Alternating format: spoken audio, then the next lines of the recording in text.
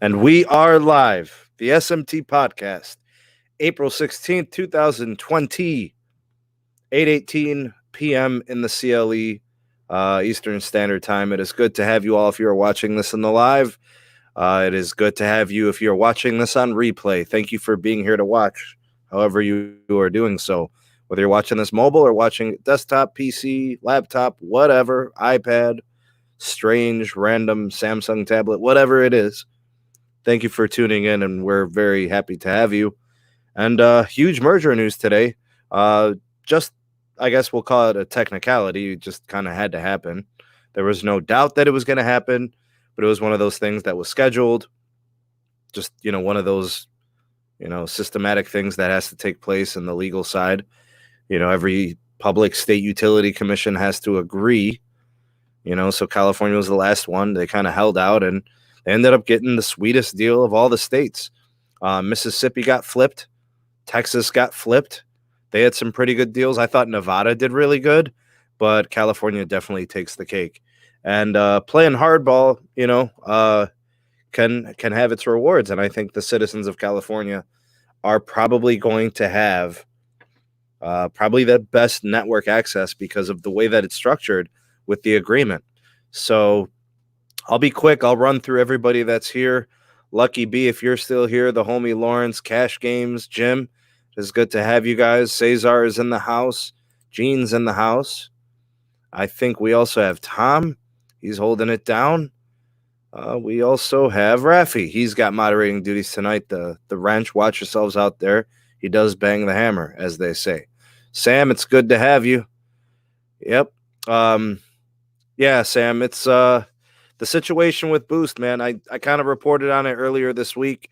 I let you guys know that there was going to be T-Mobile network testing, next week. I did report that. I reported a lot of that stuff, actually, about 3-4 days ago.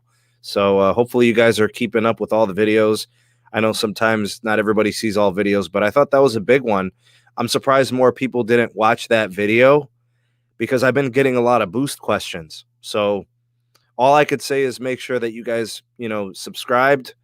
Also, bell notify yourself. Hit that the bell notification icon so you don't miss uploads because I covered everything. I had the information on the features. I had the information on the phone compatibility. I had the information on the network access, all that stuff, the activations, the whole nine. I have a lot of knowledge on the who's getting jobs, who's getting hired, that sort of thing, management positions. I had it all. So, I just saw a report come out probably, 10 o'clock this morning. Peter Adderton's been tripping all day about the whole thing. He's just learning about it. I already had the info.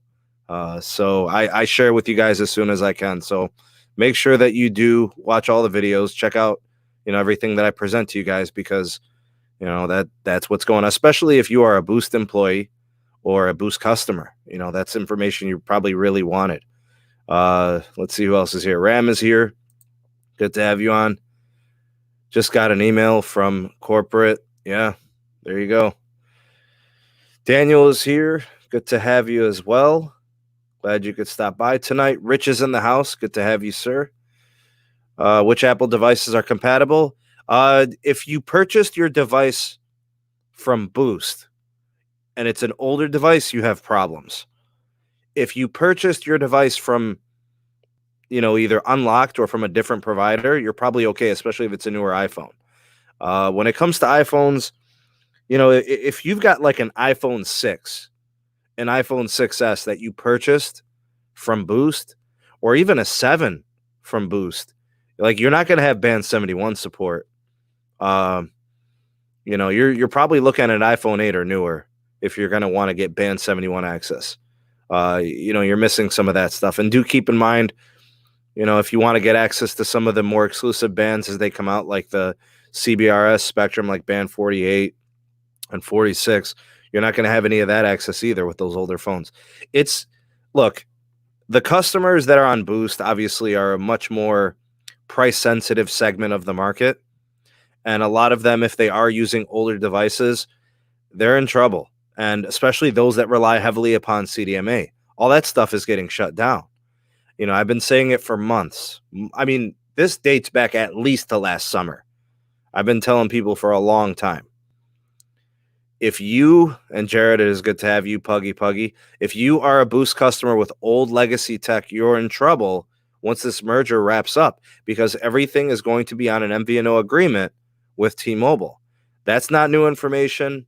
That's old school. Like, we've known about that. I mean, now it's just the things have hit the fan, you know. You will have access to the Sprint network until a certain point when everything switches over to the T-Mobile side. Because keep in mind, T-Mobile is going to be shutting down Sprint gear, and then it's all going to be T-Mobile operations in terms of the network. So, yeah. What's up, Artemis? Good to have you. Obed is here. Yeah, the testing is going on. There will be new activations done. It'll be T-Mobile network SIM cards. In my video, I called them TN SIM cards, T-Mobile network. So, I also discussed the topic, band 71 on the 10R and up. There you go. All right, so there we go. Thank you, Michael. Appreciate the update. I didn't know if it was the 8 or the 10R. I knew it was that, I don't know, what would that have been, 2018 devices and newer. So, what's up, Tim, man? Good to have you on. I know T-Mobile customers who will still use iPhone 6S. It's true, man. It is absolutely true. Yeah, look. There's not much I could do to console people who have older phones and can't upgrade because they don't have money. That's a tough spot to be in. But this is what's happening. This is the evolution of the business plan, right? The business model. Anyways, we'll talk more about that later. I'll as the details come out on Boost, I'll present them to you. I do have some additional network information and business operations stuff. I'll probably put a video together tonight on it, and we'll cover that topic. What's up, Carlos? What up, bro? Where you at, homie? We're struggling, dude. I'm struggling, bro. Look at how I gotta eat, bro. I gotta put it on a stand. I'm struggling, bro. I'm struggling. I'm sorry, man. Inside. I'm sorry, it's bro. Crazy. Caleb, Carlos, we are glad to have you guys. Thank you for being here tonight. Thank you. Thank you. We came to talk about the T-Mobile and Sprint merger with the final merger closure update, and it all of a sudden turned into a Boost question session, which is cool. But that really wasn't the intention. We could talk about Boost later, but I will guide you guys towards the video that I did either Monday or Tuesday. Make Boost great again. Make Boost great again. Boost is going to have some problems for like the next month or two. And actually, the problems will happen once things get good for T-Mobile customers. Because what's going to end up happening is there are, Carlos, you know it better than me, man. Boost customers are a price-sensitive group. Heck yeah, they are. And if you're price-sensitive, it's not easy to upgrade. So that being said, got them still rocking them assisted phones.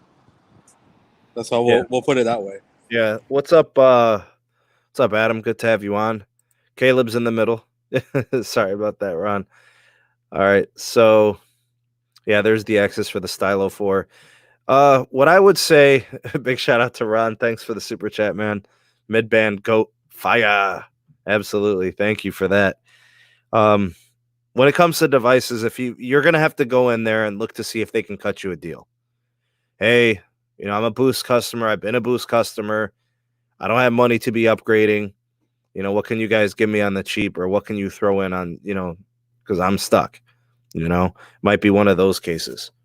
But it makes you wonder though, like people that are still rocking the iPhone 6 or 6S. I mean, that's tough, bro. I mean, there was a Boost promo last year for the 6S for like $50. So there may have been some people who just got the 6S last year. Now, the problem with the 6S, Carlos, you know about this, man, the way Boost locks stuff, right? And the certain bands that they do and don't have access to. I know, exactly, bro. That's why it's going to be a sloppy mess, man. Because what's going to end up happening is once the T-Mobile switch is there, all of a sudden there's a lot of features that Boost customers now have if they have the phone. Like Wi-Fi calling, like VoLTE. HD calling, voice over LTE. All that stuff can happen now. So the network's going to be changing. Hardware might have to change. Do you think more than 25% of customers that are Boost customers are going to have issues with their phone? Bro, I give it about 40%. Wow. I give it about 30 to 35. Now, I'm kind of wondering, T-Mobile knows this is coming, obviously, but it kind of makes me wonder about the Metro PCS. Now, I'm sorry, the Metro by T-Mobile side of things. I think they're going to try to entice the Boost customers, to kind of steer them away, trying to, maybe they'll have some great deals coming up, some promotions, some free phones, maybe. I could really see Metro by T-Mobile really amping up their game, probably a lot more than in years past, to entice the Boost customers out there. What's up, Timmy? What's going on, guys? Just doing the podcast thing, man. What's up, man? All right, so I haven't been trying to scare anybody, but I have been trying to give as many people heads up since last year. If this thing gets approved, if things proceed with the merger, there's a lot of you out there with pretty much Boost-only devices that are heavily connected to CDMA and 3G that don't have access to Band 71 when this thing goes T-Mobile side. You obviously don't have access to, the newer bands. When we start talking NR, you're not connected to any of the Band 71 for NR, which by next year you probably want to, because if they're putting 10 or 15 megahertz on NR, I mean, that's a pretty nice amount of spectrum that you're losing connection to. Regardless of whether you feel like the devices are worth the money, doesn't matter. If they're putting 10 to 15 megahertz on NR and you're only connecting to 10 to 15 on LTE, and they do, because here's the thing, we don't know exactly how the DSS is going to work from T-Mobile. In February they told us they weren't big on it and they weren't really interested at the moment in time. So I don't know. We don't know much from what T-Mobile's going to do with DSS just yet. I still think that was because of Nokia. They didn't have the technology they do now. Yeah, but they have a deal with Ericsson. I think we have, Caleb, confirm if I'm right or wrong. We have more markets that are Nokia than we do Ericsson, right? I'll have to look at the map. It's almost an even split, kind of, but you will have more Nokia markets that are taking over from the Samsung side, so that's going to be a lot more Nokia. But as far as the DSS piece goes, Nokia just kind of rolled it out a couple, a week or two ago. But as far as implementing that, it's T-Mobile. They had to wait on the vendor for DSS, meaning Nokia. Well, I got a date on the Verizon one. It's in July. Well, right, but Verizon doesn't use they're all Ericsson though. Right. So right. What I'm saying is T-Mobile had to wait for Nokia to get this, the DSS. But isn't a lot of their new contracts with Ericsson because of the Sprint equipment? But that's what I've heard. They just pushed out Samsung. That's all they did. Yeah, they just pushed out Samsung. So the contracts are with Nokia and Ericsson, T-Mobile's are. But as far as the DSS piece goes, it's going to work exactly the same as what Verizon is. It's the same idea. All you're doing is you're just going from ENDC to DSS and standalone. You're going from ENDC to NSA to a DSS and standalone. That's all you're doing. So it's going to work a lot like Verizon's is. Okay. Let's talk about these agreements, man. Sheesh, bro. California put the squeeze on poor T-Mobile, huh? Squeeze. Yeah, they really got a lot in CapEx straight to California. It ain't going nowhere else. Sorry, y'all. No one else is getting any integrations or upgrades. All right, so here's how it played out. Let me go ahead and give all the concessions, all the agreement pieces, and then what we'll do is at the end of it, after I go through them, you guys tell me what you think is easily done and very realistic, and what's going to be the hard part and could be risky gray area. Like this may or may not hit the cutoff. Like, okay, so here's the first piece. The general population in California, 300 megabits per second speeds to 93% of California's population by 2024. All right, now you're not starting at zero, right? They have, I mean, I don't know what the average download speeds are in California, but I'm sure that average download speeds have to be around 40 megs between Sprint and T-Mobile. They have to be somewhere around there because that's national average, right? Yeah, it's about 40 to 50 meg. Okay, so you're looking at potentially increasing the speeds by sixfold. Okay, so that's the first part, and the big piece there is 5G. As you're getting NR rolled out, that's where it needs to go. The other piece for the general population is 100 megabits per second, 99% of California by 2026. If I take those two pieces, I think the hard part is actually 99% of the state. It is. That's a crazy number. Now, here's why I say that's a crazy number. That's as close to 100% as you can get. 100% means nothing left. Like you got it all, right? Sheesh, man. 99%. That is cold-blooded. My head hurts just thinking about it. So to me, the 93% of 300 megs is more achievable because I think about topography. I think about elevation in certain locations. You know, if there's a city that's over around a hill and there's great coverage, on the other side, but on the other, I think about all these things and I'm like, man, 99%, that's rough, bro. So to me, I think that's the hard one. It is, because the reason why they're going to 99%, it's the people that do live, in the foothills, as they say. It's the people that do live up north near the Redding area, where all the forestry, the hills, the trees. So cities are, very easy. It's easy because you have infrastructure such as light poles, monopoles, buildings, towers, backhaul, right? You have all that stuff.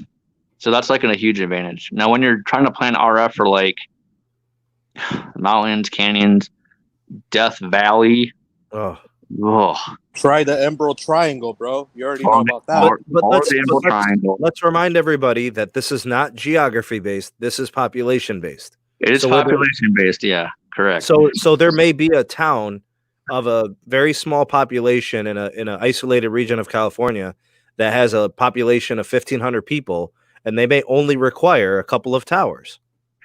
Yeah, that's true. It's just it's that's crazy though. That is it's crazy because you're still gonna have to cover that little 0.5% or the little percent that's up in Northern California and stuff like that. Right. They're gonna have to figure out, hey, what's 99% of the population, and that's the tough part. It's just there's data analytics that cover that. You got to convince, bro. This is the one part where you have to worry about too, man. Is a lot of these farmers, bro, they're not going to allow a cell tower being slapped in their property, bro, or near their property. Oh, Carlos, let's talk about that, actually. You're the perfect person for this because you drive these areas. Rural population, 100 megabits per second to 85% of rural California, 50 megabits per second to 94% of rural California. So here's what that's saying.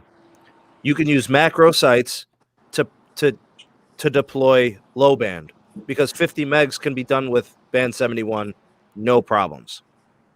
I would say band 71 in AWS. Okay, but I'm just saying, you don't need NR. Right. You don't need it. You don't have to separate the spectrum and start trying to fandangle it. Are we going to use massive MIMO here at the site? You probably don't have to worry about that. But that's the thing, though. Part of the thing that they promised, the federal government, was to have 5G in rural America. So that would be considered rural America, even if population is 500. Now, the other piece to this, and I was talking about this with you guys we got the message thing going on in Twitter, is this removes a lot of the red tape. A lot of the things that get in the way of development and deployment where Tim lives, for example, He's like, yo, we're trying to do upgrades to these tower sites, and they ain't having it. The city keeps shutting it down. They keep stopping it. When the state fights for 5G and increased download speeds, you basically have to convince your people, your citizens, you guys have to back off. We did this for you guys. We got you this access. What do you mean you don't want towers? You know, we fought for this. And that's the problem, Sneed. You have a lot of people that oppose this, bro. You have so many people. I was showing you articles earlier, bro. You got people that carrier puts a tower up, bro, fully running.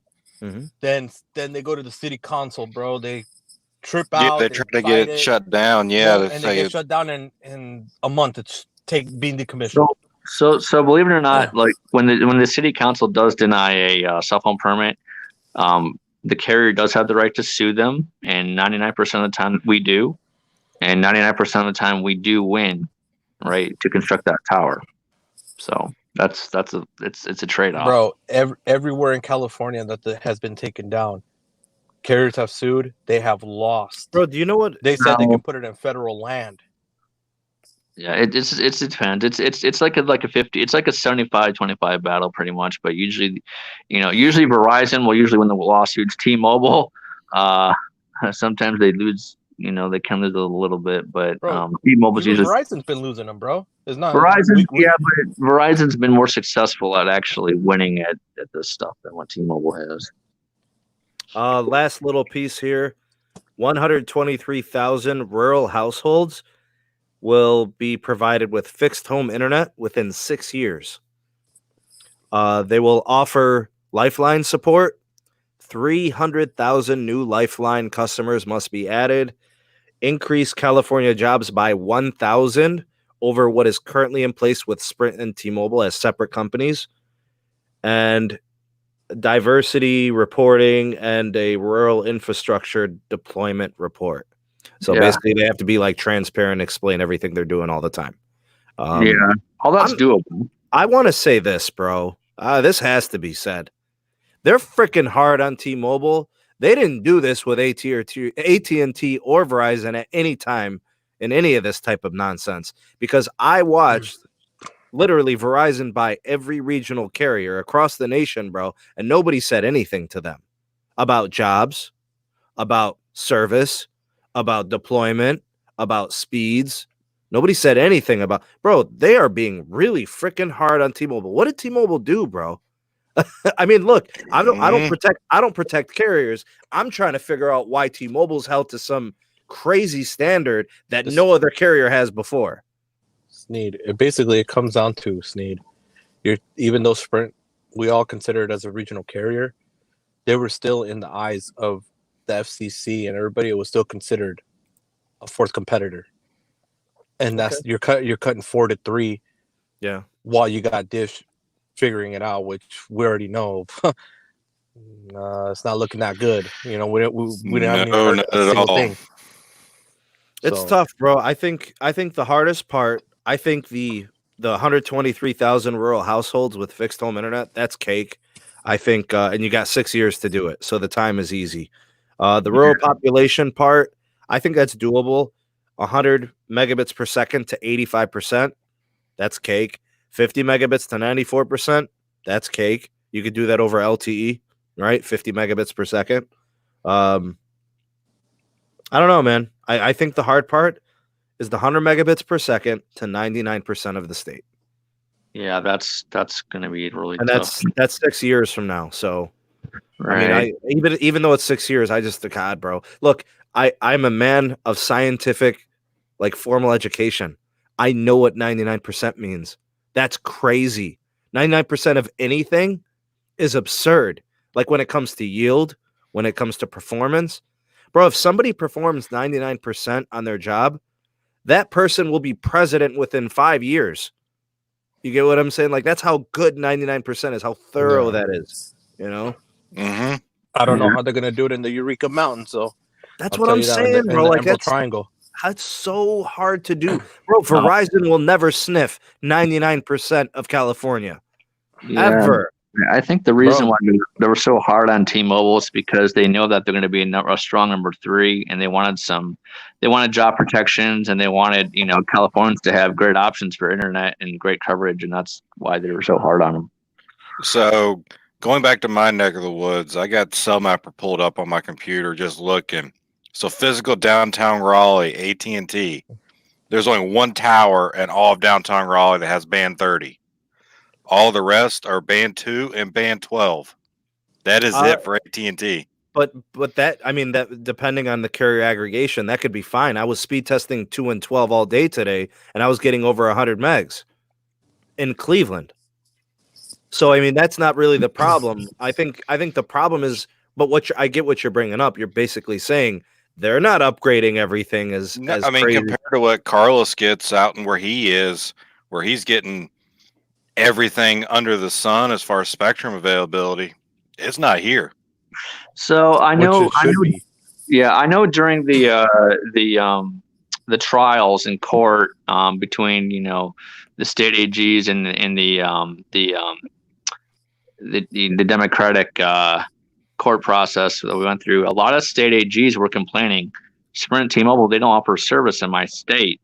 That's why a lot of them sued, and that's why a lot of them, they wanted the provisions. That's why Mississippi said that. Right, exactly. So, yeah. And I know another couple of northern states did too. So the state AGs are really, really hard, because the reason why they were so upset is because Verizon and AT&T, throughout all their mergers, they never really improved. Well, aside from, they didn't really improve as much as they probably could have. That's what their main gripe was. So that's why they're trying to force Sprint and T-Mobile to actually provide more rural coverage, to be on par with that AT&T and Verizon.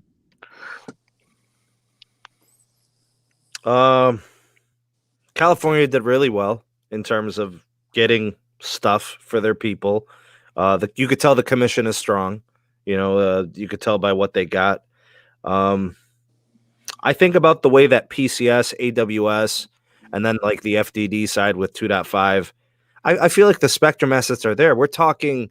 I think T-Mobile has 130 megahertz national, and then what does Sprint have? 210 national. I think the capacity it's over 100. It's like 160, I think. Okay, so they got at least 250 to 280 national spectrum in terms of megahertz, right? It's about 300 actually. It's about 300. Okay, so I was selling it short.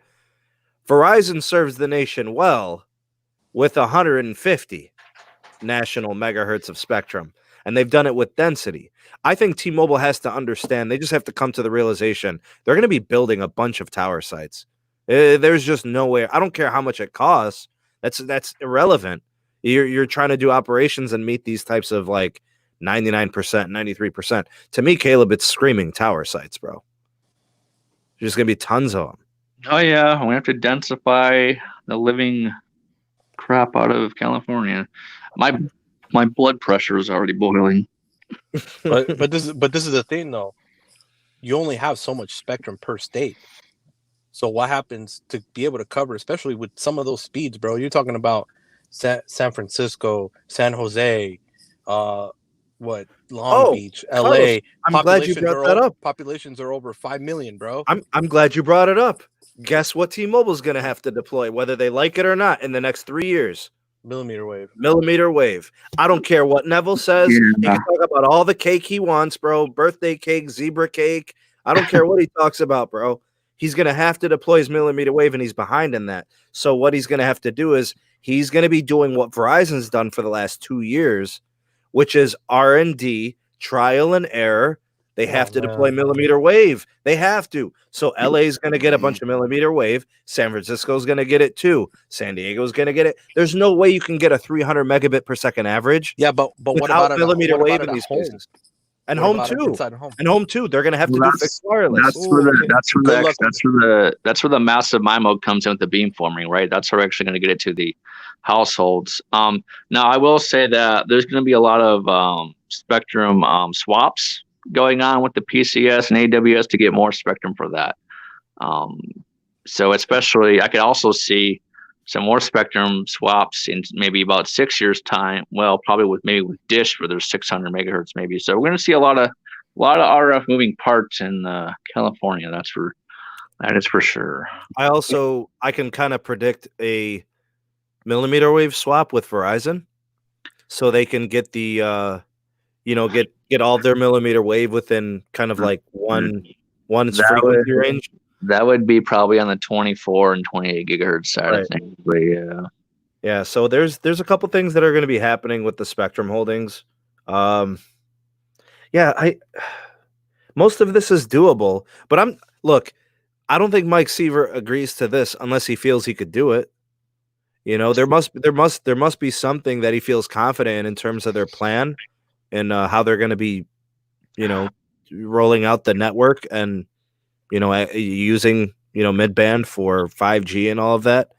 I just know that T-Mobile is going to have to expedite their millimeter wave development. Seriously. Yeah, they agreed to it. They agreed to the California PUC stuff already. So it's just it's doable. It's just the only thing I like what California. The only thing I don't really like is the time frame. I think 2024 is a very hard goal to do this in. I'd rather have it be 2026 myself, but yeah, man. I mean, I'll tell you what, man, that the 2024 piece is hard because even if you think about right now with the situation, like when do you really get to push people out at the rate you need it to be? You know, when you think about the workforce, right? They're kind of like, it's like starting the clock, but you're kind of like stuck for like the first 10 seconds. Right, exactly. What's up, Sean? Good to have you on, man. Thanks for stopping by. I mean, look, I was going to sit here, and talk about this whole thing, but honestly, I just want to say good job by California. Good job to get their people jobs, to get their people fast internet, home internet, rurals represented. I feel good about all that stuff. I don't know, man. I guess we could kind of just open things up to everybody in the live chat, see what everybody wants to talk about. If you guys have any questions on the agreement, if you guys have any questions on anything going on in wireless, I know people were asking about Dish earlier and what they're doing. It's the merger. This is the full effect of the merger. Everything was hunky dory. Everybody was happy and hitting pom poms, right? Cheerleaders, everybody's loving it. And now it just got real, Yeah,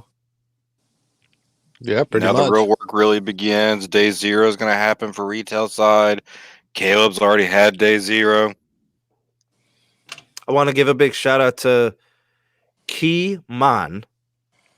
Technically, mid-band is capable of gigabit speeds, 100%. But it's hard to get gigabit speeds in a state like California when you think about that population. It's going to be tougher. Like millimeter wave, you put a couple channels of 100 megahertz, you're multi-gig, aren't you? Bro, it's just people don't understand how that state is laid out. A lot of people can just easily talk, but if they physically go there and see how it's laid out, how it goes from being at sea level to 2,000 feet in a mile drive. Wow. You're talking about, bro, you're talking about a whole different animal, dude. And it's everywhere there. Even in the downtown area, bro, you go from sea level to 1,250 feet and then back down to sea level and then 800, and it goes like hills, bro. Yeah, people don't understand that. Yeah, just drive up and down I-5 and you'll see what we mean. Yeah, exactly. I-5. I'm not, Carlos, I'm not trying to downplay it. I'm just looking at what T-Mobile agreed to. You know what I'm saying? They got a game. They got a lot. Millimeter wave, let's put it this way, bro. Millimeter wave, downtown areas and stuff. That's what I'm saying. I think that's going to help their download speed average in a place like LA, in a place like San Diego, in a place like anywhere where you have a developed city, right? Yeah, where you can put these nodes all over the place. And San Diego is touchy. That's where we're going to be deploying the millimeter wave the most, is in high density cities that need the capacity. LA, San Francisco, San Diego. That I already know. That we're already planning for. That will boost your average download scores, speeds, Carlos. But you got a place like San Diego that's real touchy. You want to know why? You got the Mexican carriers interfering, their signal interfering with the United States. You already got AT&T and Are you talking about from like Verizon feeling Tijuana it. and stuff like that? Yeah, bro. You got a Wow. lot of so it's gonna San Diego's gonna be the toughest one to do. Out of every single one besides the Emerald Triangle, that's gonna be the toughest one for metropolitan. Sending is going to be a little bit tough. You got Telcel signal coming in from Mexico, like What do they deploy, Carlos? a quarter in downtown. What do they deploy? What they have 700 on there, the stupid Telcel, but they're the ones that are 600. They don't freaking, you know what the problem with them is that they don't do their freaking board, they don't do their borders right for their RF, man. They suck. Like we're not seeping over to them. Verizon, AT&T are like, they're seeping over to us, man. We're having to talking about the interference with the network. Yeah. Actually, bro, you're not correct, bro. T-Mobile, Verizon, everybody has towers facing Tijuana too, bro. They got back at Mexico and they have towers. If you look it up on Google Maps and everything, they literally have towers plastered right at Tijuana, and you can get native service there for most of the city. Can we address this? Can we talk about Boost? Look, man, Boost is a monstrosity of a situation. Boost is in shambles. No disrespect to anybody who works at Boost. No disrespect to Boost customers. That's not what I'm saying. The company has been hemorrhaging customers for quarter upon quarter.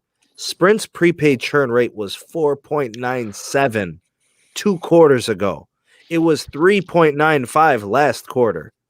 That is absurd. Bro, that's Carlos. Yeah. Postpaid churn rate right now is like 0.95. Yeah. Actually, between the big four, it's like 0.95.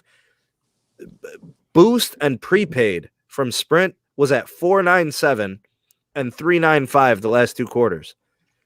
How could Dish be any worse? I'm just curious. What are we saying? They're gonna get a 5.0 churn rate? No way. Bro.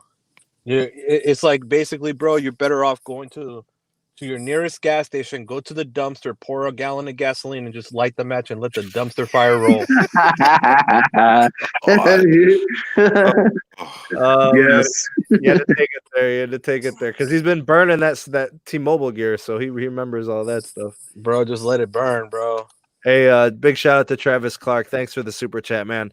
When will Sprint customers with LG's V50 get access to T-Mobile 5G? Caleb, could you speak to that? That'll be soon. We're trying to push. We're all working hard trying to push for maybe a summer or fall date. Q3, end of Q3, beginning Q4. Maybe between probably Q2 and Q3, maybe. But I'm just we still got a lot of work to do. There's some areas to where we're trying to catch up. What I would want to ask you, Caleb, is would you feel better about where you guys stand a month from now? Like, would you feel like you kind of know where the end game is like a month from now? Honestly, I would probably say by July. You'd have a good understanding of how close you are, right? By July, yeah. Okay. Yeah, so then we're still in the early stages of a very challenging integration process. Another thing, Sneed, people are asking is, did they hold them up to having backup generator and backup batteries like Verizon towers and AT&T? T-Mobile? Yeah, bro. I mean, T-Mobile has some. Let's get to that. Big shout out to Willie Watson. Thanks for the 550 super chat. Appreciate the kind words, man. Thank you. The California Public Utilities Commission is on the hot seat for some issues with the fires from 2 years ago. Right. And there's going to have to be something there for what Carlos is talking about, I think. Because I know T-Mobile has some in Florida and stuff like that. They got backup generator in hurricane prone areas. Right. But it's not like a AT&T or Verizon where you have it almost everywhere. Almost every tower. Well, Verizon's is mostly everywhere. AT&T's is major metropolitan areas. Yeah, Verizon has it everywhere. Like, besides that, the T-Mobile, they don't have them everywhere. They just don't. But that's going to be up to our battery and DC engineers Thank God that's not me. Bro, because I found some towers, bro, where I was actually reading up on them and reading the how they filed the FCC permits and all that stuff.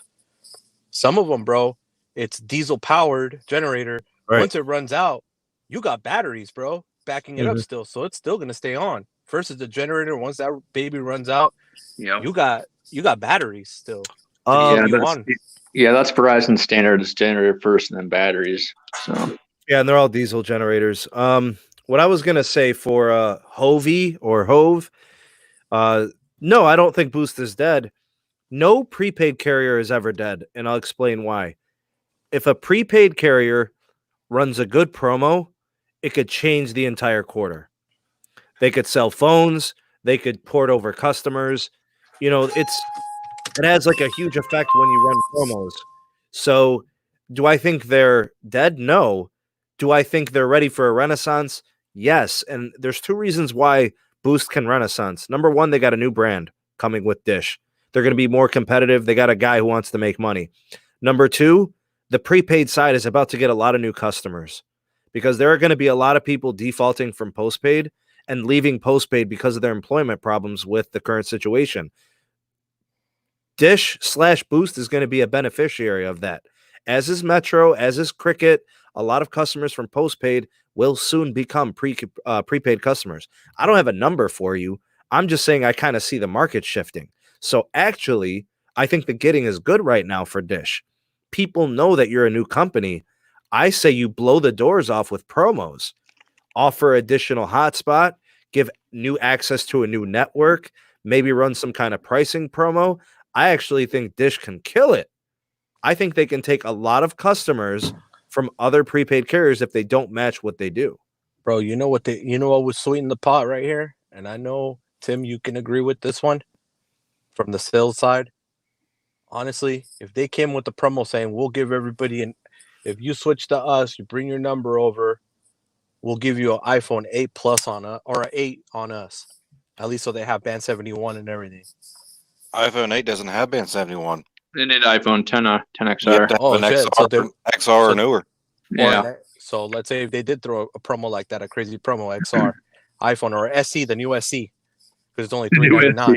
SE, I could see being prepaid. I mean, it's only a $400 phone. They're going to have to actually bring the price down. If they could run a port-in promo and bring it down to $299, I think people can work with that. But at $399, it's still going to be tough to get people to move in. I mean, do they do trade-ins at Boost? I mean, they do when Could you you do give port them- in. Yeah, I was going to say, could you give them $100 credit for an old iPhone 6 Plus? An old iPhone 6S that they maybe bought last year? I don't know. Well, I mean, Boost always sells like stupid esteem, bro. You can get an iPhone 7 for $100 from them. Right, but a 7 doesn't have you covered with band 71. I know. But still, like, that's the promos that they were throwing around like this year, last year. But look at how far back that generational tech is. They were giving away 6Ss and 7s. We're talking about the iPhone 12 coming out in the fall. Big shout out to Cesar Barajas. Will T-Mobile millimeter wave be faster than Verizon? Never. It will never be faster than Verizon. Nobody will ever. Bro, it's like holding a candle to the sun. Verizon has sunk their teeth into millimeter wave so far. They're 3 years ahead of everybody else right now. Everybody, even AT&T, man. Yes. And they've got double the spectrum that AT&T has. Try 2,000 megahertz worth. Look, man, we've had conversations about the business potential of what Verizon is doing. They're locking up deals in medical industry, healthcare systems, Walmart. Like, they're locking in millimeter wave ultra wideband deals, bro. I was saying to Pete, I'm like, that's got to change. T-Mobile's got to get in. They can't without the millimeter wave, though. They can't do it with midband. Bro, how are they gonna let's say do a hospital with virtual operating that they want to do and all this stuff? That we saw a lot of things at CES. You know what? I want to midband. Man, I'm really glad to see we have some guys from the Boost side. Big shout out to Jihad. Thanks for coming in here and popping in. And same thing with Hove. It's good to have you guys representing kind of the Boost brand. We usually don't do trade-ins, but I always give them credit when they upgrade to a newer iPhone, and I know other stores do it too. So they're matching any other promos that they're doing. They're staying competitive. Yeah, they usually do. They'll match a Metro PCS offer. I'll tell you what, Hove. I've said this time and time again. The poured out, poured in situation with prepaid, it's a revolving door. The market's a failure. You're actually incentivized to leave because the promos for going to another company are attractive. You're never incentivized to stay. Like they don't say we'll give you a free month of service. They don't say we'll give you 25% off a phone if you've been with us for 6 months or longer. They don't do that. But you know that they know how long you've been with your prior carrier. They have those with your account number, right? Yeah. Yeah, now they have those systems where they can tell, like, okay, this person they were just at Boost 5 months ago. Now they're porting here to Metro. Yeah, 5 months ago, that's actually good. But, like seriously, bro, people are coming and going every month. Just watch. Prepaid's going to go bye-bye in about 25 years. That's why Metro and Boost, they offer incentives if you stay. That's why they keep track of that stuff. So if you stay with them for a year, you can get a free upgrade from them on how up to a certain point. Yeah, that's true. Or like us, if you stay with us for a year and have 12 on-time monthly payments, you can automatically be moved to postpaid without a credit check. And you can get a brand new phone 0 down. Oh, there you go. You see how they did that, Tim? They're trying to get everybody on the more profitable side. Oh yeah. Yep. Yeah. Absolutely. Which makes sense. It's right. That's actually a good business move that they actually pulled. Yeah, because they can always force you a default on your credit if you stop payment. Yeah, because it's not just anyways. Everybody thinks credit is based off of social. It's not. It's name and birthday. That's all you really need. Even name and address. Big shout out to Sebi with the $5 super chat. Thanks, bro. Well, TBH, midband has potential if it's optimized to the max. At least be something even better with more carrier aggregation. Hey, I don't want to downplay what midband can do. I just know what 100 megahertz channel millimeter wave can do. It's gonna completely change the capacity of a network in places that need it. You know, what about 10 megahertz of millimeter wave? I've never heard of that. I don't know anything about it, bro. I've never heard of it, bro. I've heard of 50 megahertz channels. I've heard of 52, bro, but have you heard of 10? That's all I have not heard of 10. I have not. Bro, I've heard of 10 megahertz of band 71 of 600. Flex them, bro. Flex them. No. Oh, man. Gene, thanks for the super chat, man. You guys are very generous. Thank you out there to all who provided super chats. Thank you so much. You guys are very kind. Let me see here. Handsome Baller. I remember when Boost Mobile used to have the shrinkage program. Anybody familiar with the shrinkage program? Yeah, I remember that. What's the deal with the shrinkage? I'm trying to remember correctly. So you keep on paying your bill, and I think like every year it decreases by $5 or something like that. Yep, your plan decreases by $5. Second month currently 90% plus. Third month around 65 to 75%. No, something like that. Okay. Got you. Okay. Well, that's an incentive to get people to stay. I mean, that's a bad situation when your customers are fleeing. I mean, you gotta. Wow. I mean, customer care is not enough. Phone pricing is not enough. Like, how do you keep them? Bro, I knew people that had Boost Mobile, bro, that were paying $20 a month for unlimited, bro, from the $60 plan. Why? Because it just kept dropping? Because it kept dropping. They were a loyal Boost customer. Yeah, that's what my brother. Free upgrades every year, everything. I gotta tell you guys, I don't understand. Now I know why Sprint couldn't upgrade their network. They weren't making money. That's what my brother did with Boost. He was on that plan, and a lot of customers liked it. I had a Boost. Imagine so. It's nearly free. $20 a month, bro. I would just have one just to have one. That's the lowest you can get. You can get it down to is 20. It won't go any lower than that. The only plan I could think of that's as competitive as that is $25 a month with Visible if you're on a 4-person party plan. That's still a sweet deal. Or the Kickstart. Yeah, and then the kickstart when people were just paying taxes on $35. Yeah. What would that have been? $5? You're paying $5.31 in fees and taxes. Oh yeah, get out of the red, bro. You know what a lot of people were doing back then, and actually the Boost stores were actually promoting this. They actually, a lot of the Boost employees will have old Verizon Wireless prepaid flip phones, and they'll do the star 228, and they would activate an account, a brand new number, everything. But you have 48 hours to load the money for the number to stay current, and then they'll port it right out right away to get somebody hooked up. And then Verizon finally stopped doing that because a lot of numbers were getting ported out because of that. Right. Yeah. On their prepaid side. Yeah. That's gameplay right there. I remember that. I remember that. Dude, Metro was doing it too, bro. Both of them. That's how they were getting. Bro, it was like, because I remember my homegirl, she worked at the Metro store and she was doing it all the time too.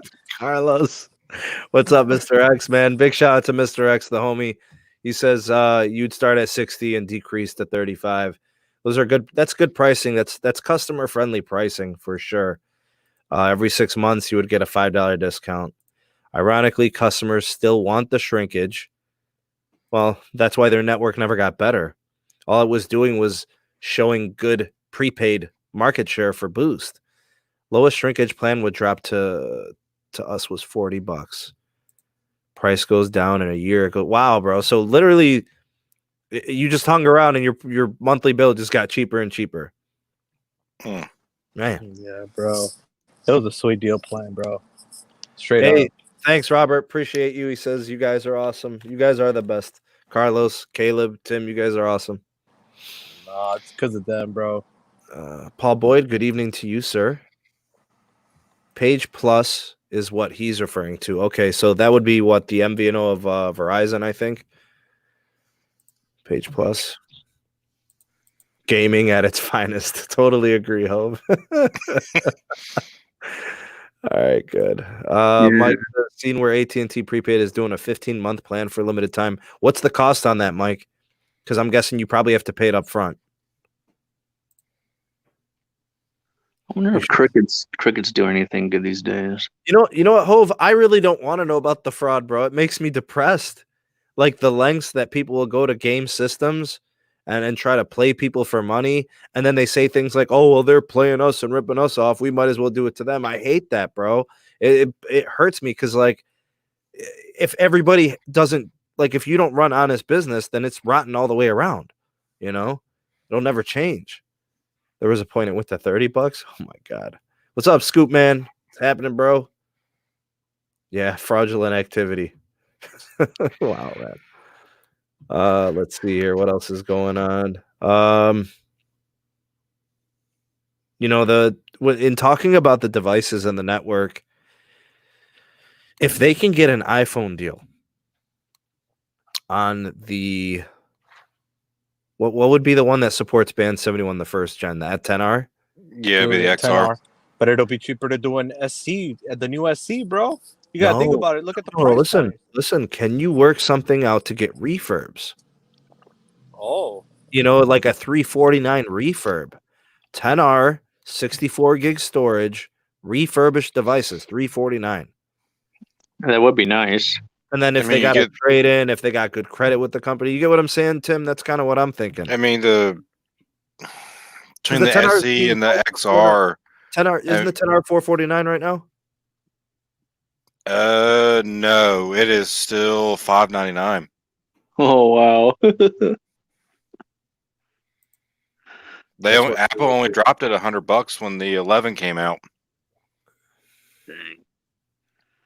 But between the two, I mean, the XR and the SE2 or regular SE, whatever you want to call it, has the same LTE modem. Still 2x2 MIMO. Still get band 71. But you're trying to get the bands. Like you're trying to get band 71. So that's why, it's either going to be the new SE or it's going to be like the 10R. But like Hove is saying, we're doing it with the 8 and the 8 Plus, but the 8 and the 8 Plus don't get you T-Mobile's most important low band for now and the foreseeable future. Correct. The S8. Oh, they could do. Doesn't the S8 have band 71? No, the S8 Bro. does not. The S8 Active did. So the S9. Yeah. Could Yeah, you the S9 definitely. could you get people into refurb S9s for under 300? Could you do it at 299? I mean, you probably could at this point. Honestly, I could see 199 out of them, bro. Big shout out to Stephanie Harrison with the $2 super chat. Thank you so much, Stephanie. Carlos, it's sunny where you are. Lucky you. It was sunny here today, but 39 degrees. And you had snow on the ground in your video. Crazy, bro. I'm not even in Cali, man. He's Cali pretty is close. raining right now. Is it? Well, that's what my boy was telling me earlier today in LA. Oh, look, Hove is saying they will have to give us refurb XR for 300. Man, that's a good price point, man. I was saying 349. You come in at 299, you're doing well. Heck yeah. At least with the XR, you can still get the Face ID and the bigger screen and all of that. So, I mean, that'd be a win-win. It's a 6.1 inch screen. Why not? It's a good deal. Battery life pretty decent. It's eSIM capable. Yep. The XR was amazing on battery. I missed the super chat here from Travis Clark. Big shout out to Travis. $5 super chat. Will T-Mobile home internet be any good for data hog users like me? I use about 1.6 terabytes on average on my Comcast. There's no cap. Something tells me the T-Mobile home internet might not be as fast as your Comcast. Probably. So you might experience a slight speed drop off in your connection, but there won't be a cap on it, and you won't be deprioed or anything like that. So you could use 1.6 terabytes just fine. I'm just a little concerned what speed you have, because if you're going to go from like really liking your 500 or whatever megabits per second. I mean, if you're using like 150 right now, the T-Mobile home internet's probably going to be okay. But if you're getting like 300, 500 right now, that might be tougher. Move to California, you'll get 300 plus. I mean, if you're beside a tower that has 66 on it, I can pretty much guarantee you 150 here in North Carolina. Yeah, sure. I mean, all the towers around here that have 66, regardless of the carrier, they're all 100 plus. And that's a pretty good population of people too. Pete says there's one thing to consider with speed, though. The 500 means you can get 6 simultaneous YouTube connections. Facts. Capacity, bro. Yeah. It's all about the capacity. I am more needing upload at this point. Well, what do they give you in most cases? 10% of your download on the upload. So I'm getting 150 down, 10 up. So on T-Mobile home internet, you might get like 100 down and 50 up, or 40 up, or 30 up. I don't know. In some cases, it goes based off the cellular network, right? So, yeah, and I've connected to T-Mobile sometimes, and I'm getting 40 megs. Yeah, but keep in mind, once we move everything to standalone, your upload speeds are going to be the same as your downlink speeds. So 100 plus on the upload? At least. Yep. Wow, that's pretty awesome, bro. I like standalone, man. Mm-hmm. Yeah. I like standalone. I can't wait for standalone, bro. What is it? July? You said they're starting.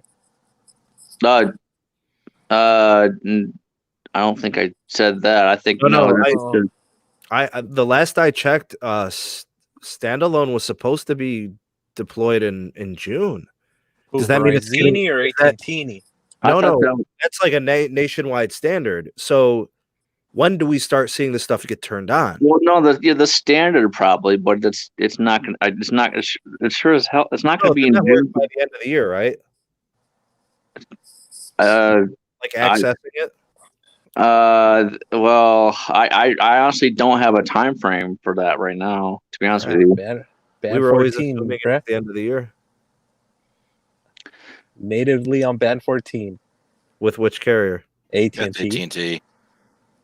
What do you mean natively on band 14? What I'm on band 14. He's on 750. Band 14. Look at that.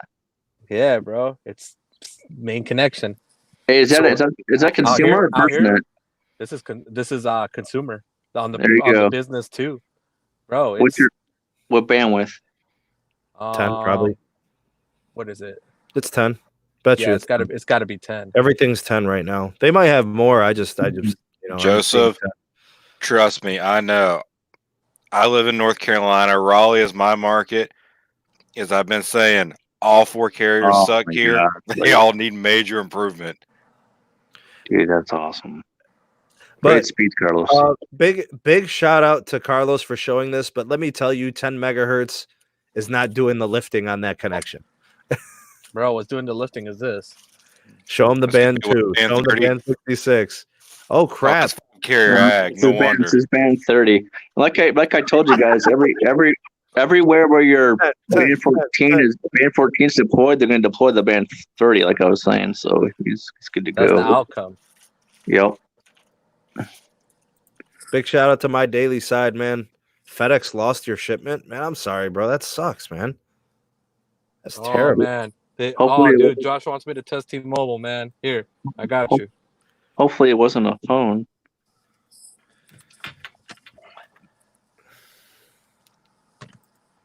Hey, big shout out to Stephanie with another super chat. Thanks, Steph. There's a Band 41 tower down the street from my house on Sprint. I love that mid-band. Have you guys used it at all? It's really, I mean, we all like the PCS spectrum. We like Band 25, but Band 41 has a lot of potential to do so much for the new T-Mobile. No, change the screen. Oh, God. Please. That's what, T-Mobile? Yes. Why don't you just turn off the NR and just do an LTE? just turn off the phone. Just turn off the phone, Carlos. No. I'm gonna do it, and then you're gonna LTE's better, bro. I love LTE. Their LTE's the LTE's GOAT, bro. I can't look. No, their LTE is actually gonna be better, bro. Hold on. It has to change the LTE. Hold on a second. Hold on. So for all the patrons out there, those that are members of the community, you guys already have access to my my vlog of testing AT&T. This is business line that I'm on Carlos's account, and listen to some of these speeds that I got today. These are all LTE speed tests, no 5G access, all LTE. These are all download speeds: 110, 80, 100, 98, 87, 171, 160, 50, 130, 7, 93, 40, 186, 215, 26, 146, 154, 125. Bro, that was all over the city today. Oh, man. That is not what I was expecting to see. What carrier? T-Mobile. Bro. T-Mobile Steed? And he's on LTE Plus, so he's carrier aggregating. No, mine. All the numbers I was giving off was AT&T. No, AT&T. That's right. I figured. I'm sorry. I was talking about the speed test. Right. That's Cleveland, Hove. I'm talking Cleveland numbers, man. It's really, really good here. Actually, you know what? Honestly, bro, you could have any carrier you want in the CLE. You'll probably be okay, no matter what. I think the networks have really matured over here. Carlos, where are you at, man? Bro, I'm in St. George, Utah. Go to. I can't even speak for Utah right now. let me give a big shout out to all the Samsung Knights out there. Anybody who loves their Samsung devices. This is the S20 5G, right? It's a 5G device. Yeah. This is the most horrible, awful battery life I have ever had on a smartphone. This is terrible. Really? The Samsung UI takes up a lot of that battery. Bro, Thank you. Battery life is trash, bro. Yep. No joke. I think that this phone might get 4 hours of screen on time. Yeah, it's bad. Wow. I speed tested it for 3 hours, and it was down to 30%. Yeah, that's why it's important to have stock Android. You could smash that phone with a hammer and you'd be a lot happier. Bro, my Ultra is about the same, bro. Straight up Garbini, bro. I feel like throwing it in a dumpster and lighting it on fire. Robert, to be honest with you, it's not even, I don't even connect to 5G. So having the 5G modems is actually a detriment. You know, like I mean, if I was connected to 5G, I would say, okay, well, you know, it's the early tech, and you know, I guess I just got to bite the bullet. But I'm not connecting to 5G through AT&T. You know, when I had the T-Mobile SIM in there, the speeds were worse. You know, on 5G and NR and whatever else was going on with the connections. You know, look, man, if you're still gonna upgrade to an LTE device this year, I ain't mad at you. It's not future proof. You know, you're definitely probably gonna upgrade in a year, but I can't be mad at you for not wanting to go through the growing pains of a 5G device in 2020. You know what you have to do, Sneed, next week. You know what you have to do. I need me my plus. I need me my plus. You're literally bro. the worst, bro. Bro, I need me my Motorola Edge Plus, bro. Straight up, I can't deal with I'm this. buying the Moto Edge, not the Plus. I'm buying the Edge for the 765G. Dude. Well, you know what, bro? But the Plus has got the bigger battery in it, bro, and it's got a better modem and better chipset, man. Hey, look, For a man. couple hundred more, dude. Come on now. Bro. If you're gonna do this, Don't shoot yourself on the foot with the the Pixel 5. What's wrong with you? Just get the 865. Trust me, dude. I'm trying to save your little 5G life over here. Bro, Big shout you know out what to I'm doing with that Stephanie, Ultra? Oh, sorry, my bad. Go ahead. Big shout out to Stephanie, another super chat. Thank you for that. Very kind of you. Used to work for Sprint, indirect retail. You guys have any idea how the new T-Mobile is going to treat Sprint indirect stores? Ugh. Wow. Stephanie, I'm mind blown because I don't know anything about postpaid with Charlie. So Charlie Ergen is your new boss. If you are a Sprint employee. We don't know anything about the postpaid side. I have information on prepaid with Boost. I'm in the dark. I am completely in the dark on information from postpaid. As far as we know, Charlie's still in India. I don't even know. I have no clue. I know there's some Charlie Ergen T-shirts you could buy on eBay for about $10. Sorry, I'm sorry, stepping into the bro. He's in India learning his tech support skills right now. God. Let me say this though. Charlie Ergen is one of the wealthiest men in North America. That is not an exaggeration. He's literally one of the richest people on this side of the globe. So, you know, everybody's like, oh, Dish doesn't have money. Bro, they will bankrupt the TV side and get to going in wireless if they so choose. You know what I'm saying? He'll file Chapter 13 and be on his way, you know, and he doesn't care. He knows the TV is failing. Why do you think he did all this with wireless? Bro, all it takes is for him to file Chapter 13, like you said, or Chapter 7, bro, and he's done. Oh, you mean to tell me that Dish doesn't have $3 billion in assets? That's all they need to close the deal. It's $1.3 billion for the Spectrum, and it's $1.6 billion for Boost. It kind of makes me wonder how much money they do have in, you know, as a company. I'm not sure. I heard they have $750 million cash. Mm-hmm. Cash. Is it? No. I'm just talking about the assets. I'm talking about assets. I'm talking about the market. The market valuation for the company as a whole, though. It's bad though, man. Like they. Well, that's what I'm saying. You know, it makes you wonder how much they have. That $750 million or the $3 billion, whatever it is, that's not enough for anything. Like, to be honest with you. Yeah, but he said he had multiple $10 billion loans that he could line up upon closing of the merger. I know the situation now is different. That sounds like snake oil to me. I don't know. But he testified. Dude, I don't know. We need to see the proof. You're basically saying he lied in his testimony. All I'm saying is that I need to see. Okay, we need to see proof because T-Mobile got the money from the banks. I need to see the same stuff from Charlie Ergen. We need to see something, dude. I'm not seeing anything.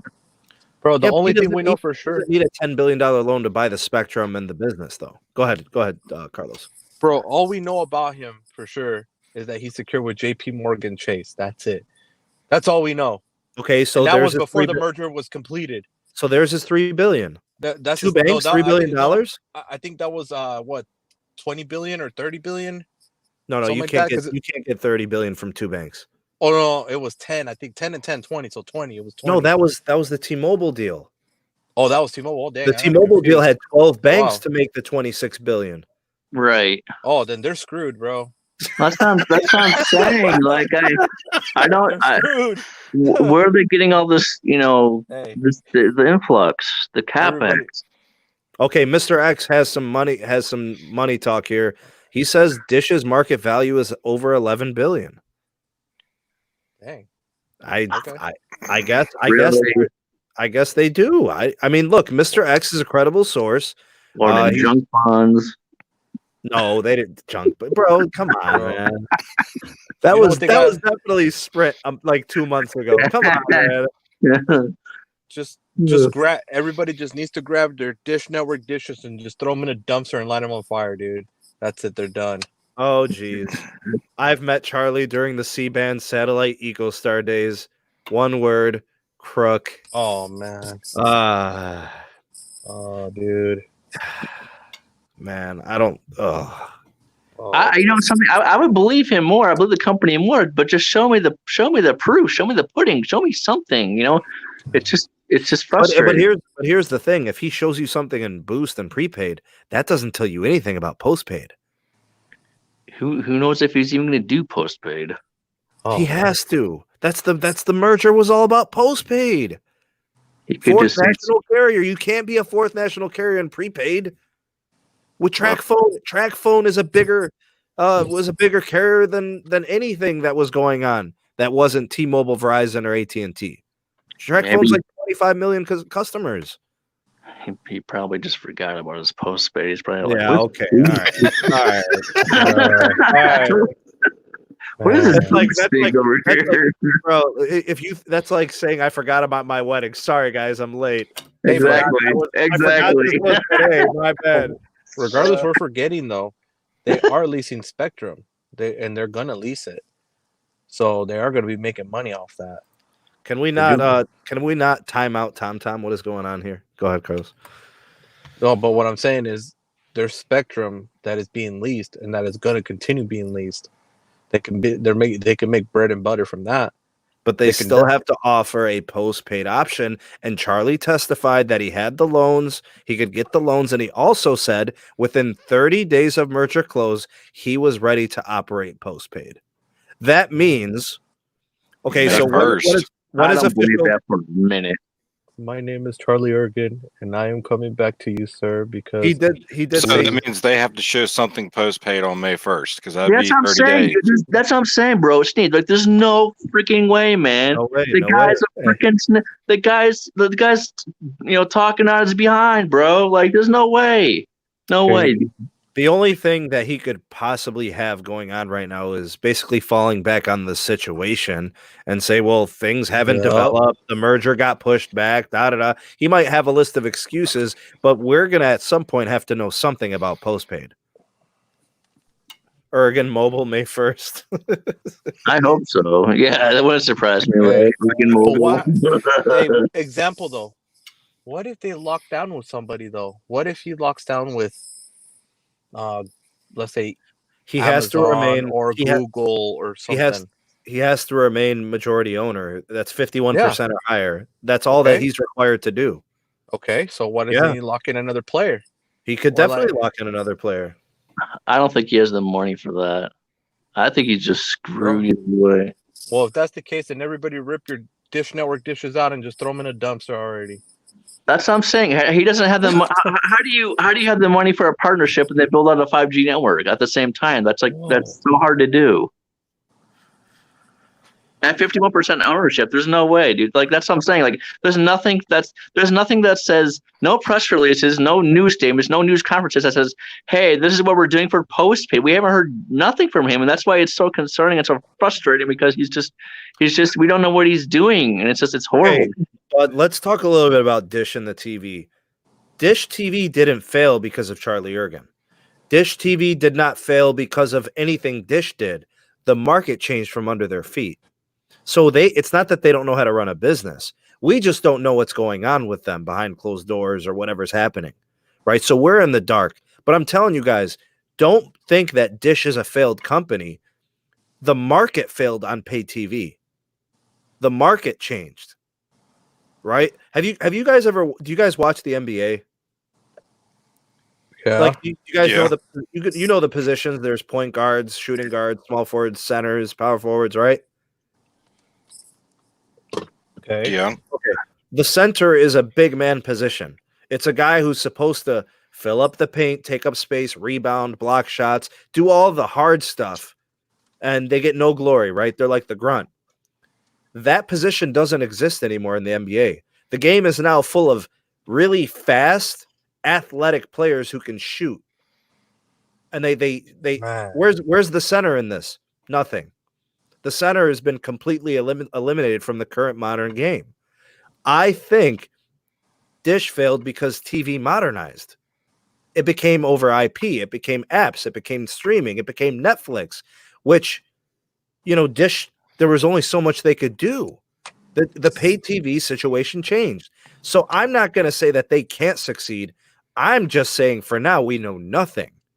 Yeah, you could say, well, that probably means that they have nothing going on. But I'm just saying it's hard to have any type of a pulse on it when we literally are in the dark when it comes to their postpaid. We're just now getting details on prepaid. I just started getting information last week. He's like circle jerking like all the telecom companies, man. Dish has one of the best and cheapest cord cutting services. Yeah, I agree, Sean. Kind of like the full. I mean, but the market changed. It wasn't something Charlie did. It wasn't something that Dish did. Bro, they say that Dish's executives are some of the best in any telecom. Seriously. I've heard that. And the guy, I guess his top executive is, when it comes to promotions and pricing, he's the best. I forget his name. I mean, I guess I shouldn't know it. I mean, whatever. I've heard that too. I don't know. Carlos is price locked in at $55 for every channel under the sun. At that point, that's as cheap as my YouTube TV. Bro, you just gotta know how to do it, bro. You just gotta look when you know your contract's about to expire, renew it again, bro, and they can't change it on you. Stephanie with another super chat. Thanks, Steph. You've been very nice of you to super chat so much. Thanks. Appreciate it. I hope you got your stimulus check today. Dish and other paid TV services are just more expensive than streaming, but Dish was smart with Sling. VPN. Yeah, Sling is good. I mean, I like the Sling option. I think it's a good offer. The pricing's competitive, but there's not much profit in streaming. It's so competitive. It's hard to make money in that market. I mean, Netflix had a bad roll for a while. Hulu has had to raise their pricing twice. They've had to do that. AT&T is out of tune with their customers and pricing. I agree, Saldana. The UI is ugly. I kind of like what YouTube TV does with theirs. I know, Caleb. I know it looks like there's nothing going on there. I don't know. It's hard to just say it's going to be a complete failure from Charlie's side. I don't know. We'll see. I guess we'll just have to stay tuned and either watch something happen or watch it fall apart. I don't mind the waiting game. At least he's not saying like, no, we can't do this, or no, we're not gonna do. I want sprint mode. Yeah, exactly. What was the dumbest thing Charlie could have said? I can't believe he really thought people believed this. And you know what I'm going to say, Caleb? He said he could build a 5G network with how much money? Right. I know. Like, what? Carlos, what did we say T-Mobile had to spend annually for the next 5 to 6 years? About 20 to 30. Annually. Annually, yeah. Yeah. He said he was going to do a national 5G with $10 billion, period. Well, actually, I heard he's going to build his 5G network. $10 billion just for California. I heard he's going to build his 5G network with Christmas lights. Actually, he is getting a lot of the Sprint stuff, but it ain't happening, bro. It's not happening. Is he gonna and he's gonna want to do all his 5G mid-band? And they have some millimeter wave. It's not much, but they have some. What the hell, bro? Who says that? If you believe that, I've got a bridge for sale in Idaho and an oceanfront property there if you would like to buy it. I mean, with that kind of logic, T-Mobile's old capex of spending $6 to $8 billion right over the on, last 3 years would have been the most amazing network ever. Yeah, I mean, The reality of that. I mean, the Dish they're going to be new at this it's gonna be wireless horrible. game. They're like a new entrant, so it's just they're going to have to learn to play with the feels like big. we're going back to the days. They're going to have to learn to play with the days big of voice boys. stream, bro. Yeah, they're going to have to play with the big boys. Oh man. I gotta ask you guys, when their postpaid becomes available, do you want to test it? Do you want to try the service? No, I say I do. I'm down. I want to see what their service is like compared to T-Mobile's because they're going to have that MVNO. I want to see if it's the same capacity, coverage, access, because that was the thing in the concessions. 100% access for 4 years, and then it drops, like 10% each year after that till year 7, and then it's over. They would have to renew a contract, and there would be no DOJ intervention in the new contract. I mean, me personally, I'm not going to get a line, but I'm definitely going to go to a couple of Dish stores just to see what my competition is going to be like. I'll test it like after 7 years, maybe. Dang. Bro, we gotta hustle some Dish lines out of Dish, bro. I'm gonna hustle some Dish lines out of them, bro. So what are they going to call it, guys? What are they going to call it? They're going to keep Boost Mobile from all intents and purposes. I don't see a rebrand based on the information I'm getting. So it's going to stay Boost Mobile. I'm okay with that. What do you do about postpaid? They're going to call it Ergen Splurgen. It's gonna be Charlie Wireless. Ergly Mobile. Yeah, some ridiculous. Man. Stephanie with another super chat. Steph, thank you again. I'm willing to bet that T-Mobile will reprioritize Dish. So, but they can't, Yeah, they're right? not. I mean, Yeah, I was going to say, technically we can't. They have wide open capacity for the next 3 years. and that's 3, I thought it mid-band, was that's 5. slow band. It's 7. everything. It's 7 years, 7 years access, 4 years, 100%. And then it drops 10% each year between 5, 6, and 7. Okay, I guess in my head I was thinking it's 3 instead of 4. Bro. Is it 3? I got it. For some reason I thought it was 3 full access, and then each year after that they start cutting back just a little bit. You have to pull up the DOJ agreement to verify all that. It's just one detail. Bro, it's gonna be It's been a called while. Yeah. it's gonna be called Dumpster Fire Wireless. The trash network. Wow. What I wonder what's going to happen here with prepaid. I'm excited. I'm excited about what Metro is going to bring to the table, and I'm also excited for what Dish is going to do with Boost. They're going to have to. They've got to get customers. The customers have been leaving Boost, and letters are going out to employees. People are accepting the positions. In-store managers, regional store managers. The executive positions. They're all getting filled. So that's action. May 1st seems like a legitimate date for a Dish operation. A 15th for like a promotional rebrand, if they're going to do anything with the plans or phones. Network testing is happening starting, I think, next week or maybe in 2 weeks. What's the date today? 16th? So like 2 weeks from today, there will be new customers to Boost will be getting T-Mobile SIM card. Oh, whoa. Put this up on the screen. What do we got, a website? Bro, this is from Dish. Is that Dish's new crap? What does that say? What's the website?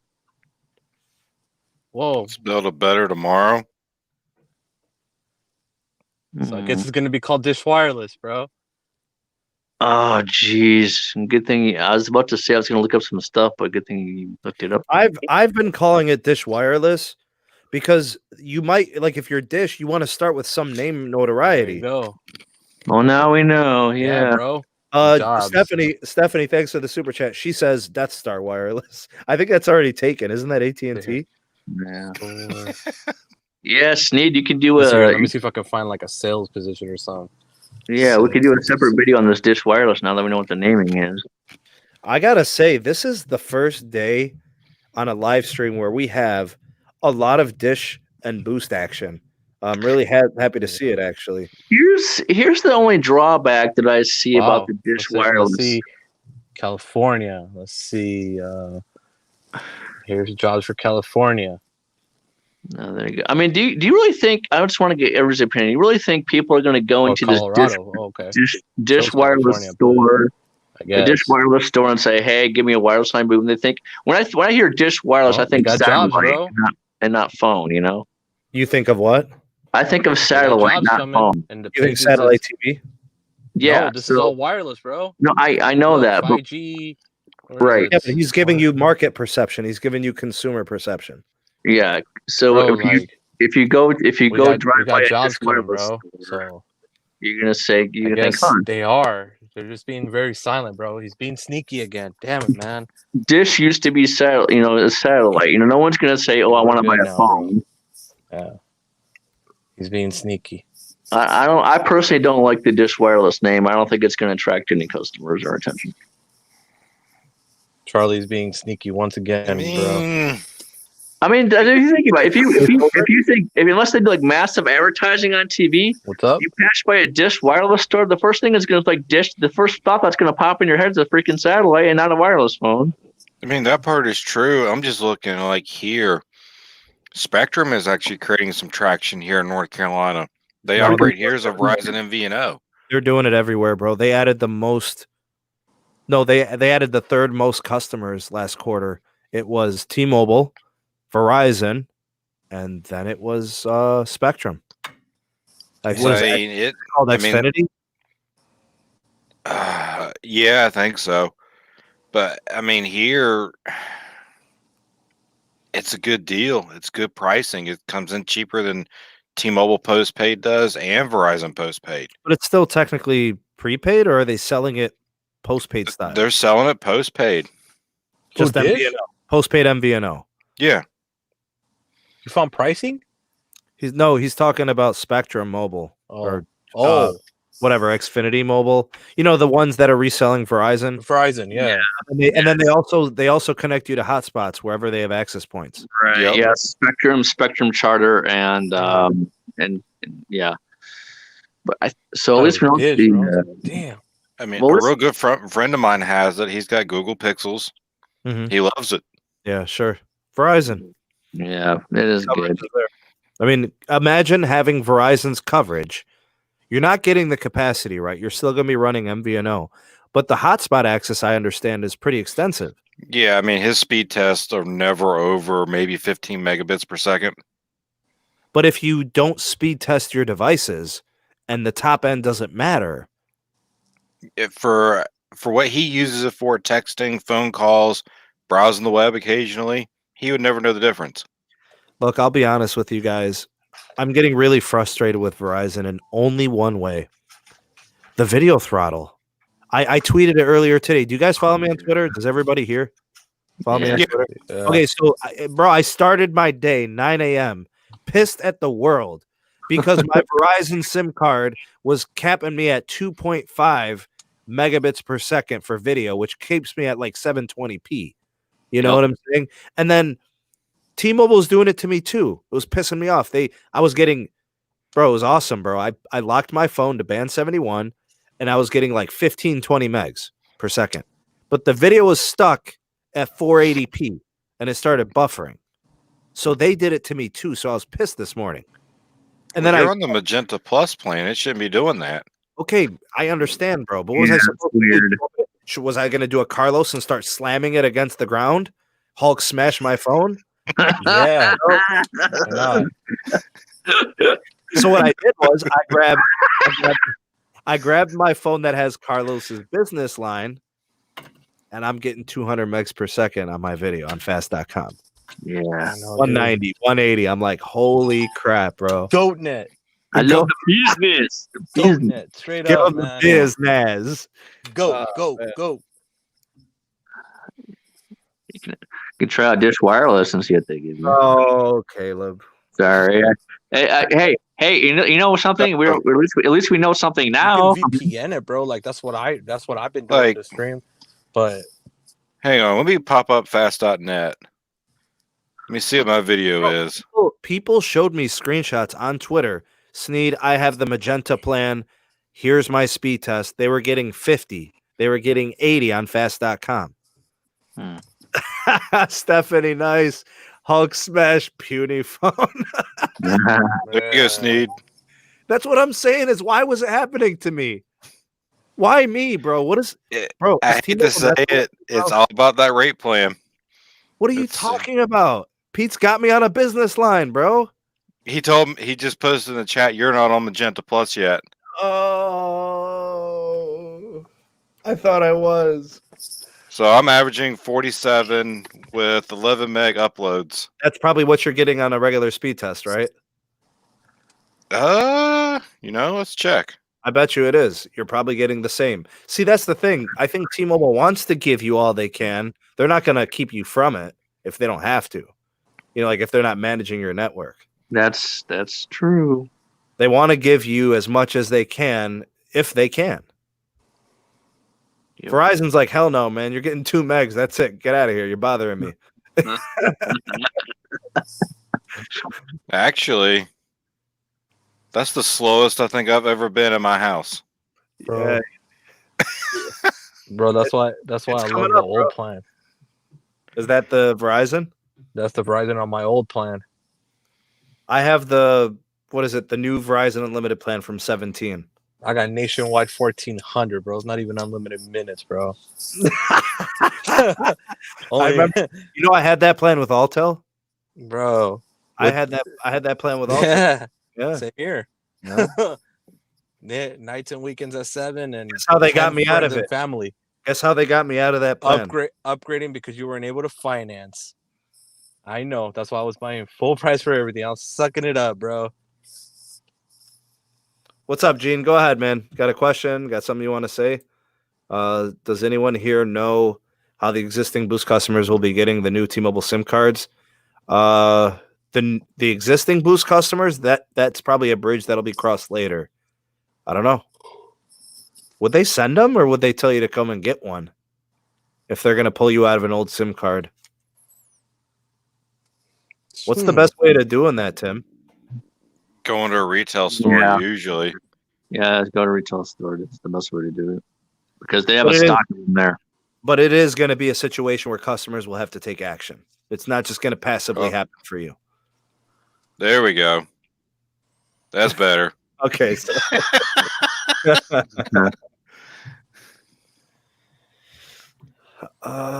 they won't need new SIMs unless the device requires it. Yeah, it's going to be a device thing. That makes sense. Yeah, I agree, Bobby. Yeah, I was a big Altel guy, man. Loved Altel. They always took care of business. They were good. Best pricing, best customer care. Yeah, I could Yeah. see Dish Wireless doing Hotel, bro. a lot of combo deals with their TV MS service. 360 Communications. What are you talking about? Dish So- Wireless. He's That's how going far way back. back. That's how far back I go with this company. They're gonna have to sell if there's no stores around you, Gene. You're gonna have to contact them and get them sent to you. Then, Yeah. is it possible to provide cellular service over a low orbit satellite, like they are planning for internet? Man, that'll be intermittent, bro. That's not going to be dependable, right? Don't they have to bring those satellites around eventually and shut them down and rotate them?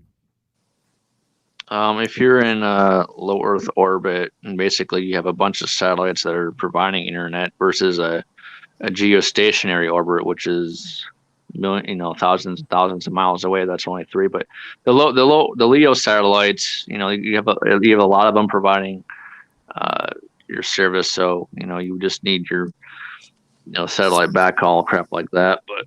But it'll work. We just have high latency on it.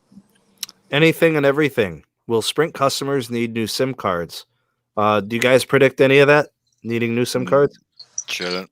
Okay. No.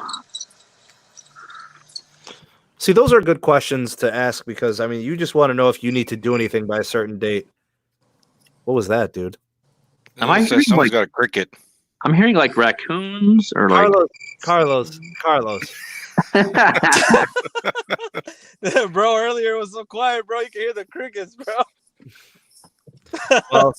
Well, Carlos, if that's your way of wanting to get off, bro, then fine. I'm not gonna stop. No, it was That's not very nice. No, it wasn't. No, it was just awkward, bro. I was like, dang. All right, Like, so we all got were quiet. we've got ATG, HRG. I don't even know if that's a word. SFVD. There's one syllable last name is Svid. I don't even. All right, my bad. Anyways, for prepaid Dish should just sell their SIM cards through chain stores, supermarkets. So you don't want them to have their own stores? So what happens to all those stores, those Sprint stores, and all the currently operated Boost stores? Okay, where's the crickets at? You guys don't want to answer? I mean, You can't do that. you could just Honestly, that would be messed up, man. That's a lot of jobs, dude. Right.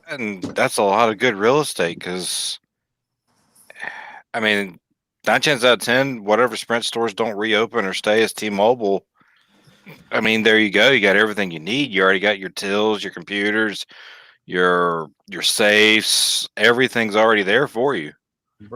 Bro, I heard that they're even leaving some inventory in there too.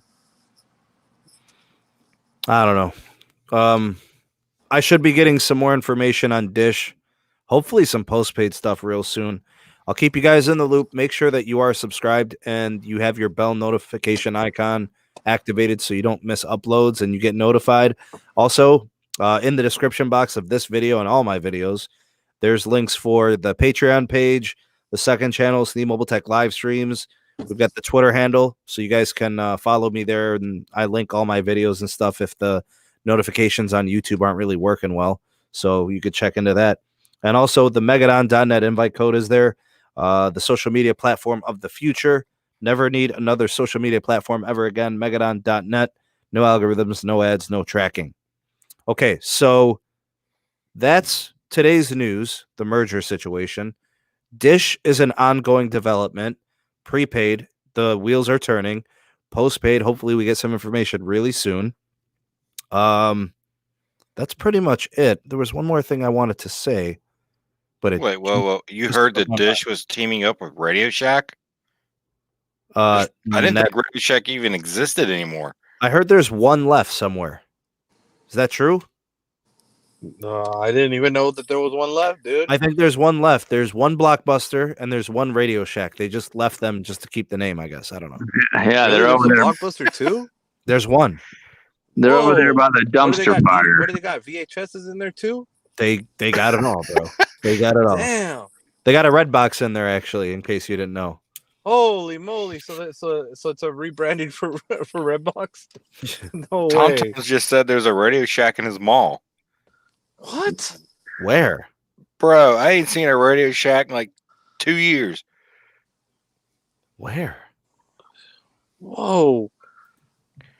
Stephanie says that there's a couple. There's a few left. Wow. Thanks for the super chat, Steph. Appreciate you. Very generous. Still operating because that's where I used to go get a lot of parts for components and things I couldn't find anywhere else. I know. I missed that, man. Damn. All right, y'alls. Let's wrap it up. Big shout out to all that provided super chats today. Thank you guys for that. Stephanie, you were a big super chatter today, so thank you so much for that. Paul, thank you for your super sticker. I don't know what the sticker is doing. Is it a dancing pear or something like that? Like this. Thumbs up. Awesome. This is I haven't really seen you guys around. I have seen Hove around. There are a couple of Boost Mobile employees and dealers over here, so it was good to have you guys. Big shout out to all the patrons for supporting productions here on the channel and supporting the SMT Patreon page. Also, big shout out to Rafi and my other moderators. Thank you guys for that. I'll probably have some more Dish news up and coming. I'll probably do a video tonight. I do have some information to share, so I'll put that together and I'll have that first thing tomorrow morning.